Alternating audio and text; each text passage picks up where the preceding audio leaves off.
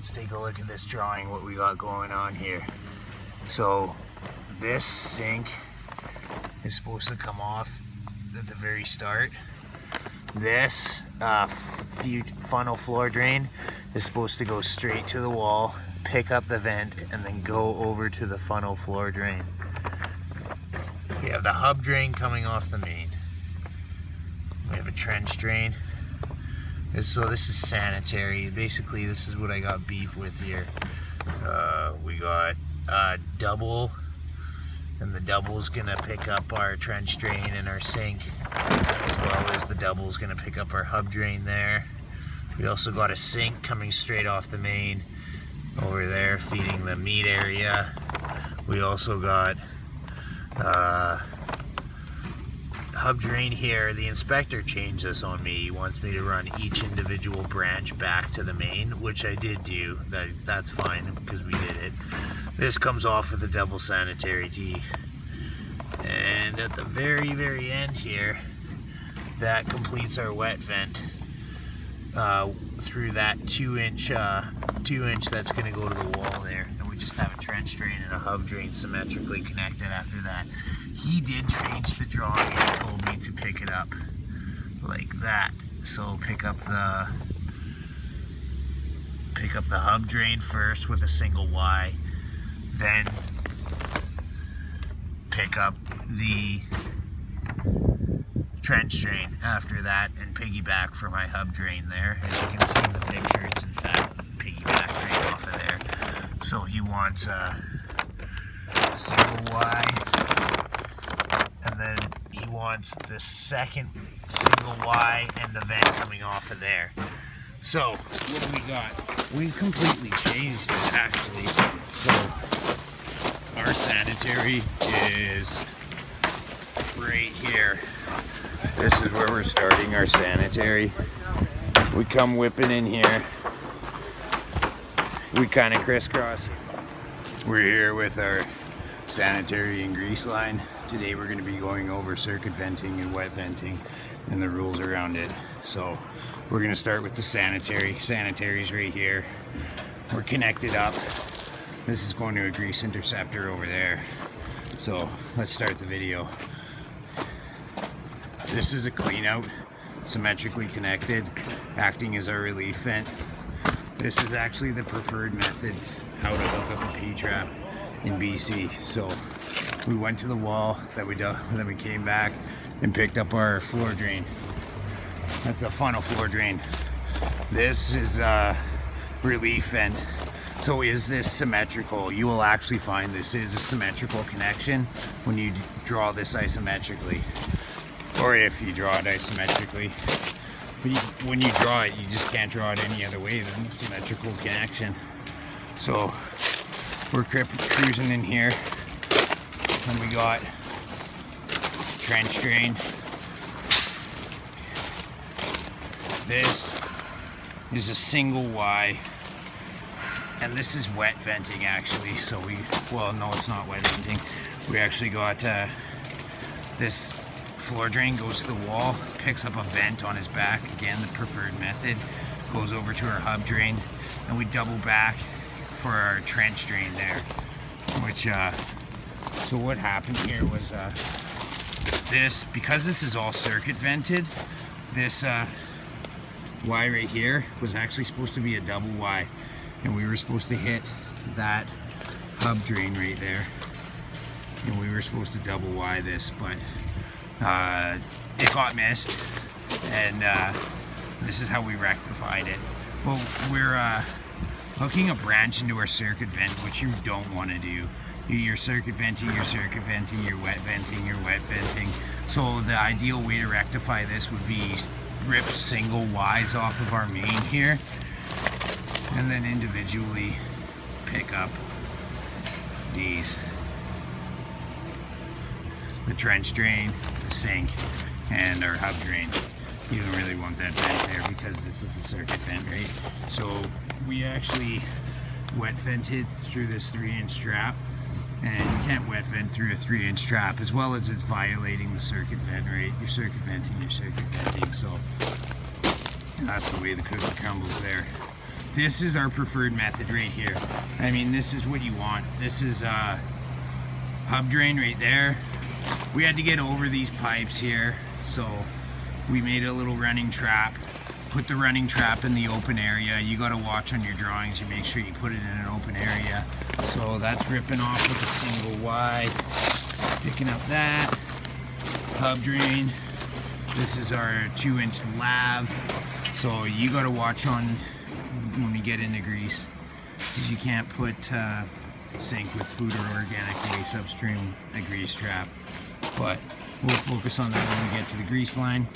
This again for the sanitary single T's ripping off, or you can have a double Y.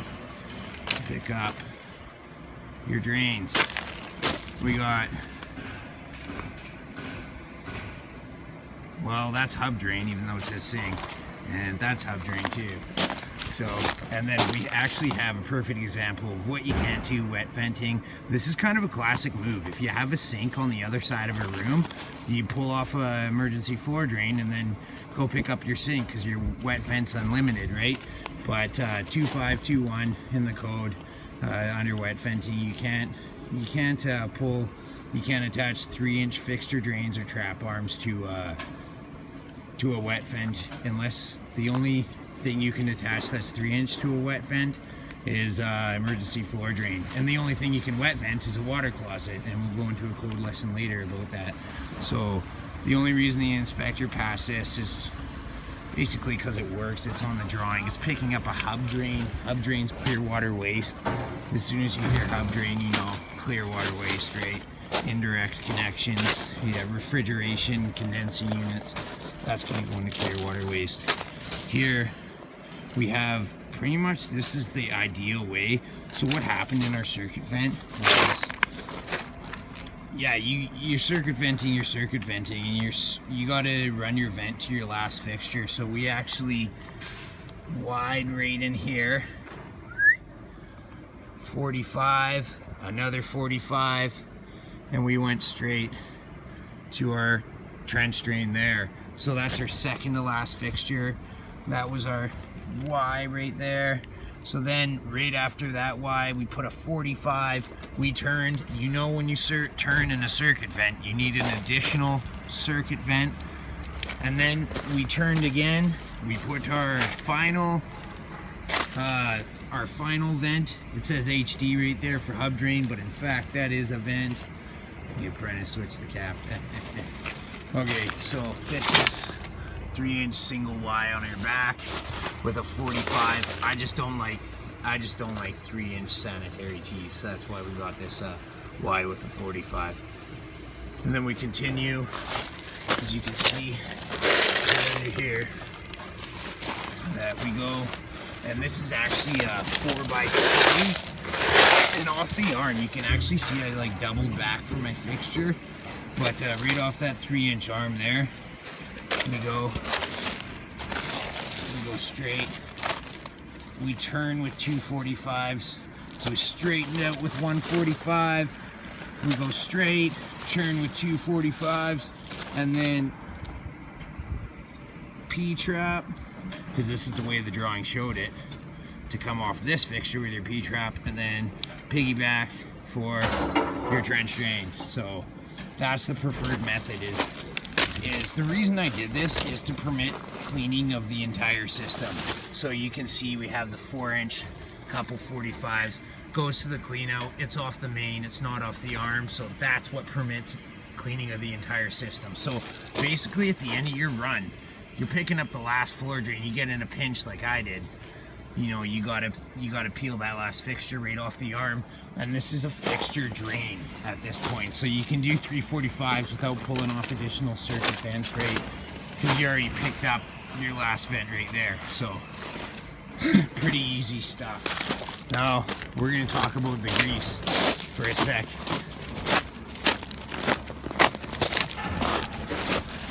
Now for the grease line,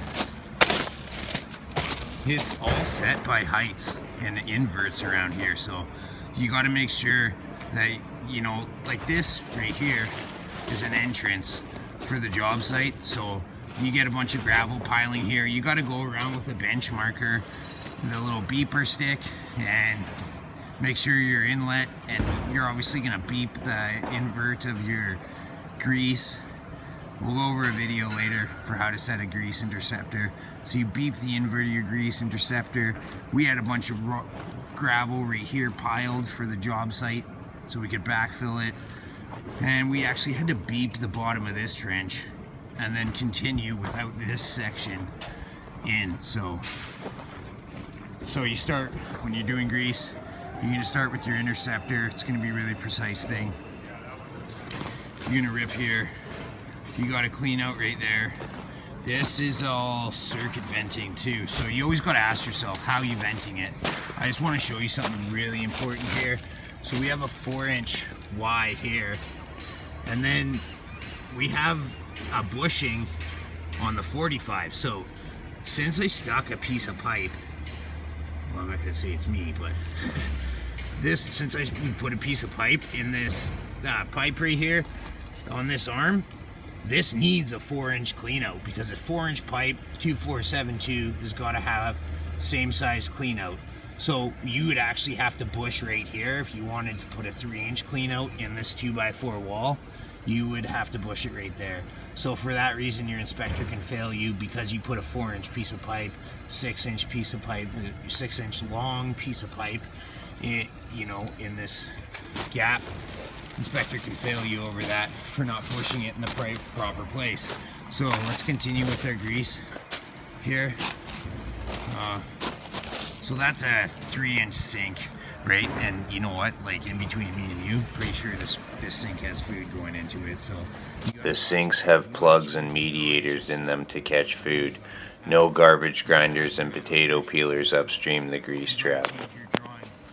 Do it to what your inspector is going to want to see here in BC, right? So the inspector was also training a younger guy, and he said, oh, this grease, it's got to be on top of this sanitary, eh? So first look at this pipe. We got a 4-inch single Y, 4-inch, goes down here, 4x3 double, bushing the end to 4x3, and picking up 3-inch sink, and then we're wet venting off here 2 3-inch traps. So the only reason the inspector's letting this wet vent go is basically because it works, and so that's why he's letting it go. But you can't vent, you can't hook up 3-inch trap arms and fixture drains to your wet vent. You got to keep it, it's got to be 2-inch trap arms, unless it's a water closet. That's the only thing you can wet vent. So first look at this pipe. It doesn't really appear to be anything wrong with it. No code violations. Very wrong. You need a 4-inch clean out, because this is a 4-inch Y. You need a 4-inch clean out. I bushed it to 3-inch. You can get failed over that kind of stuff. So, and this is actually like a 2x4 wall, so it's got to be a 3-inch clean out, otherwise you're burning out the wall later. So here we go, still in our circuit vent, trench drain. We come up. So the start of our circuit vent is obviously that sink that was with the illegal bushing in the 45, right? So there we go. We got a sink here. That's just the relief vent. 6 fixture units acting as a relief vent, right? Then we got at the end here, you got to come up nominally vertical. Keep it nominally vertical, because the inspector here don't like to see flat venting. You straight up can't flat vent in BC. So there we go.